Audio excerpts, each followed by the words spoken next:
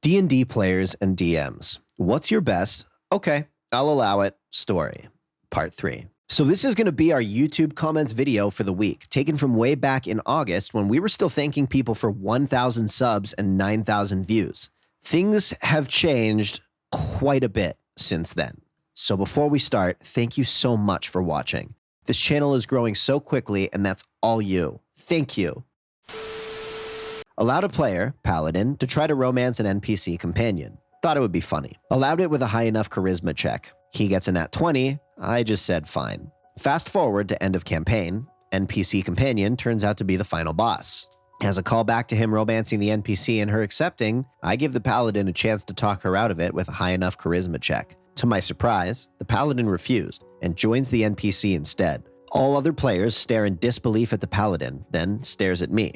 I was amused, so I allow it. What happened afterwards is a fight with some choice words to the Paladin, all while the strongest player, equipped with most of the magic items, is covering for the final boss. Ending. The party loses to the Paladin and the Sorceress, the world is destroyed, and the Paladin and the Sorceress become the new Adam and Eve. IRL, in future campaigns, romance is now banned.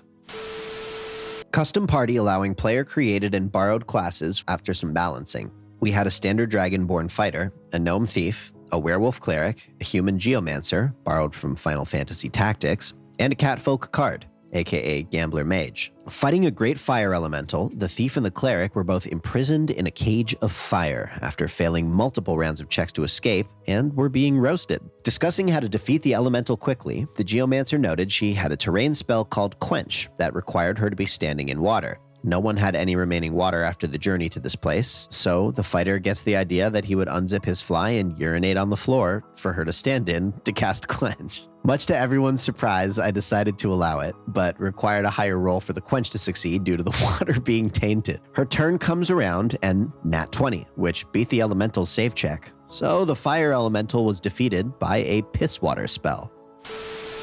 My party encountered a wyvern in 5e. As a cavalier, I attempted to subdue it while it was busy eating the party ranger. I succeeded. Then my DM allowed me to make several animal handling checks to get the wyvern to be my pet/mount. I succeeded on all of them, natural 20ing the last one. Only reason I succeeded was because our druid wanted to help me out. Best campaign ever. Chompers was the best damn mount ever. While we couldn't bring her indoors, we would either try and lure the dungeon boss outside, or our transmuter would cast Reduce on Chompers until we got to a big enough room. We slayed an ancient red Draco Lich together, and when the campaign ended, my Cavalier and his wyvern inspired an entirely new regiment to be formed of Sky Knights for our party's home country. You would think someone would have thought of it first, though, with my character becoming the general before retiring a decade later.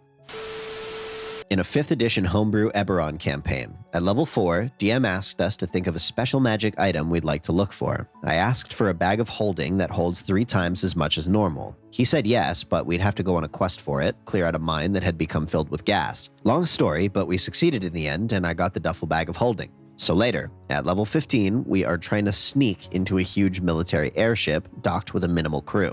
Well, I came up with, if my duffel bag of holding can hold all my friends, they would have about 7 minutes of air, and I, as a shadow monk, could book it as fast as possible onto the ship, find our target, and pull everyone out.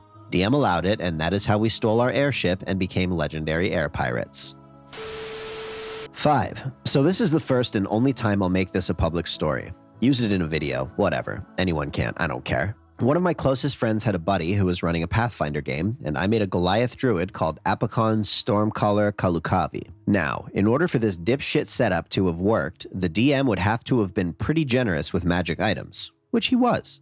Early on in the campaign, my DM threw a ring of speed that, when a certain key phrase was said, tripled your movement speed for 10 minutes. Shortly before the upcoming encounter, he gave me a belt that, with a different phrase, increased my strength score by 5. Then, after a day dungeon diving on a hostile continent, he makes it clear why the continent is hostile. A chimera with a dragon head and an eagle head.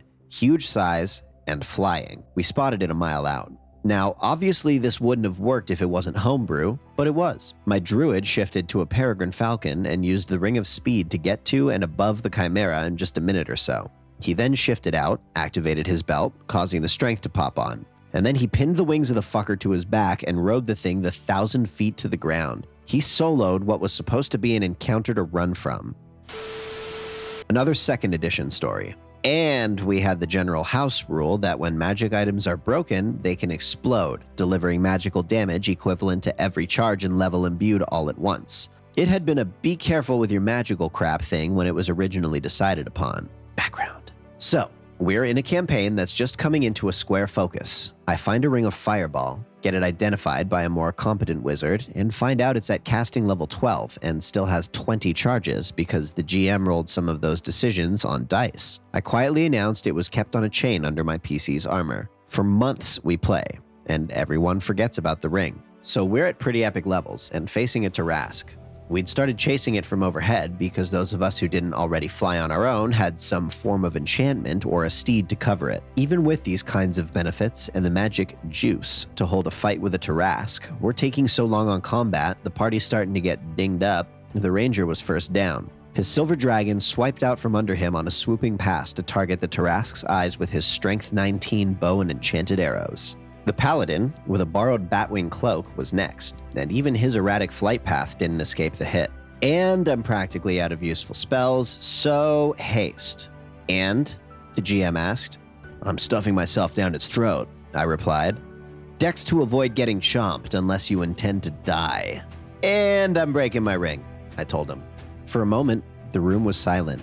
Most of the players glared at me, knowing I'd had a sort of penchant for enchanted rings, rods, wands, and even a scepter that was somehow the home of a demon. Then I had to explain the origins of this ring, and the GM's face went from kind of blank to cringing. Now, the canon suggests you need a wish to dispatch a Tarrasque completely. And we weren't the type to arbitrarily get rid of such a rule, but you calculate the amount of damage from 20 level 12 fireballs all in one colossal eruption, and consider we'd beat this thing down to about half its original HP by that point. I did say we were getting dinged up, not we were hopelessly outclassed. The GM ruled that while I had managed to leave basically nothing but the burnt-out hulk of the Tarrasque's carapace and some of the skeleton with that little stunt, I'd successfully blown myself right out of its ass in the process. And our party's next adventure was around finding all the parts in time to put my character back together, more or less whole and functional again. Forgotten Games, 2 months ago.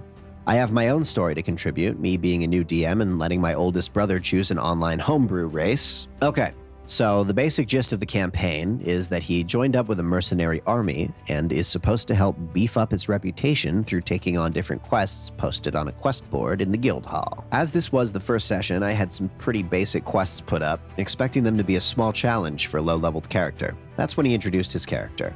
What walked into that guild hall was a half-human, half-Tarrasque. Of course, I said that he could use the race, and we worked together so he wouldn't end up with a plus 12 in his strength stat and whatnot, but I didn't realize just how broken this character really was. He joined with the guild, met all the members, and took the cleric on a kill mission given by the local farmers. The cleric rolled high enough to track the target, a group of bandits that were raiding nearby towns, into their base in the forest. She pulled my brother's character down into the bushes, and they worked out a plan. First things first, they attracted the bandits' mastiffs, and he made an animal handling check to convince him to join them. Then, he set out to the bandits, walking boldly out into the clearing. As soon as he was noticed, he started angrily shouting in Tarrasque, trying to intimidate the 6 of them. They all failed, and one rolled a nat 1 and fell backwards into the campfire as the rest scattered. He pounced on the burning bandit and disemboweled him with 44 damage in a single turn. He pounced onto someone else who was too slow in running and killed him outright with 42 damage. Then in came his allies. The dogs charged in, and both went to grapple some of the fleeing bandits. One rolled a nat 20 and just tore out his throat immediately. The other succeeded the grapple and slowly pulled the bandit into the campfire, holding him there as he burns to death. The cleric casts Guiding Bolt and explodes a fleeing bandit. She then keeps using Word of Radiance and kills the bandit. They then hear the mumblings of some cultists, originally hidden in a large tent. The Tarrasque charges in. As he enters the tent, one of the 3 cultists fires a chaos bolt at him. The cultist missed, and the Tarrasque made a grapple.